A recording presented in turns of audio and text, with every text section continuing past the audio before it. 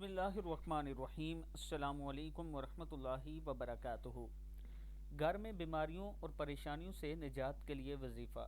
رزق میں برکت نہیں، گھر کے افراد نماز اور دعا نہیں کرتے، ہر وقت بے چینی رہنا، بیماریوں میں رہنا اور اس کے علاوہ گھر میں لڑائی جھگڑے کا رہنا، یہ تمام چیزیں ختم ہو سکتی ہیں اگر آپ یہ عمل کریں۔ اول آخر درود شریف 100 مرتبہ پڑھیں۔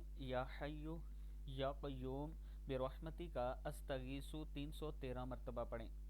دن میں ایک مرتبہ کسی بھی نماز کے بعد آپ یہ پڑھ سکتے ہیں، اور پھر نماز عشاء کے بعد آپ نے یا لطیف یا اللہ کتنی بار پڑھنا ہے؟ 1100 مرتبہ پڑھنا ہے، اور اگر 100 مرتبہ بھی پڑھ لیں تب بھی بہتر ہے۔ آپ نے ہر روز کسی بھی نماز کے بعد کوشش کریں کہ گھر کے سارے افراد یہ عمل کر لیں تو بہت بہتر ہوگا۔